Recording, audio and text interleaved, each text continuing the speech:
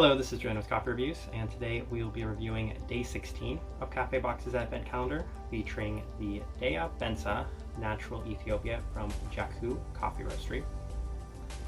And there's the container right there. Alright, so let's talk a little bit about Jacu. So they're based out of Ålesund, Norway. Hopefully that was at least a little close, and the first time I'd ever tried them was my review on day 10 when we reviewed their special fermentation Colombia Finca El Paraíso, which was a super wild and super funky coffee, and still to this point the most wild and funky coffee I've had in this Advent calendar. Actually, it's the most wild and funky I've ever reviewed, and maybe the most wild and funky coffee I've ever had. So I was very curious about their second coffee, see if it would go along the same sort of lines as wild and funky.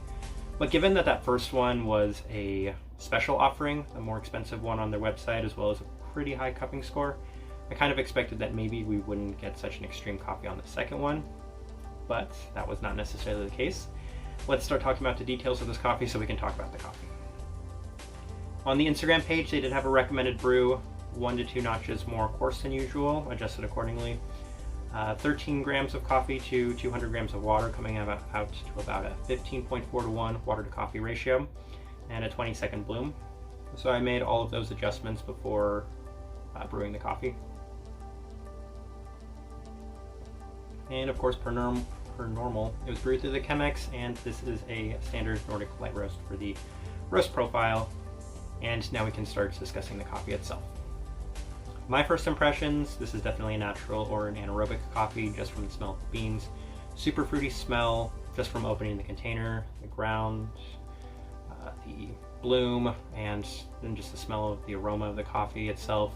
Definitely going to be a natural or anaerobic. And my first sip, I was getting so many vibrant and wild flavors again. Initially, what I would describe as tropical fruits, probably I got the impression of mango. Correction, first impression was kind of pineapple, then some mango, maybe passion fruit. So I was thinking along the lines of citric and stone fruits. But after it had cooled down just the slightest bit, I said, okay, this is raspberry, this is super strong raspberry, and it's as raspberry as it gets. Maybe one of the most raspberry coffees I've ever had. Still super raspberry at this point. Red berries as a whole, as I'm thinking about it, as it's cooled down to room temperature now too. Taste profile they have listed on here, berry sweetness, raspberry candy, fruity and floral. I mean, the raspberry is definitely there for me, and berry sweetness, yeah, I can definitely see that as it's cooled down to room temperature, but the fruitiness, yeah, I feel like I got this one pretty on point. Let me go ahead and put up the tasting wheel now as well so you can see what I was getting, and the tasting wheel is at some pretty extreme levels for a lot of these things. Probably the sweetest coffee I've had to this point. Super berry forward, maybe one of the most berry forward and sweet coffees I've ever had.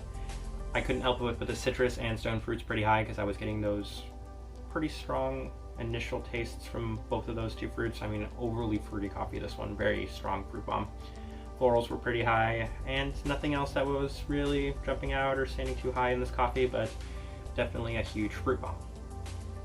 So when looking back and comparing both of these two Jacu coffees, you can't help but notice that these are the two most vibrant, wild, funky, fruity coffees in the entire Advent calendar to this point, by far.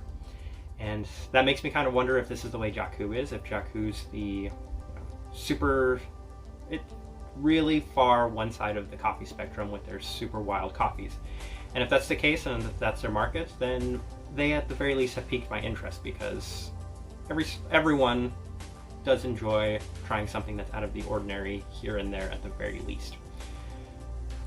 If these were the two coffees that they just decided to include in their Advent calendar, and this isn't necessarily their typical coffees, this isn't the way they usually go, then I think it's an interesting choice, because they definitely have stood out at the very least in this Advent calendar. I will remember Jacu forever just because of how wild and distinct these two coffees were.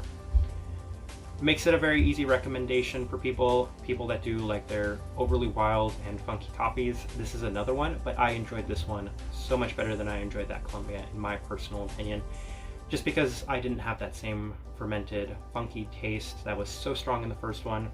Definitely a little wild, but in a more enjoyable wild in my opinion than the first one. So I'll leave it at that. And I would love to know anyone else's opinions of Jacu, because these coffees are super out there. So if you've tried other coffees that are maybe a little bit more mild, a little more tame, then please let me know, because this is the impression I have of them and will have of them for a very long time. If you're enjoying the content, give this video a like and subscribe if you're not already subscribed. This right here has been a review of the Daya Bensa Natural Ethiopia from Jacu Coffee Roastery. Thank you for watching.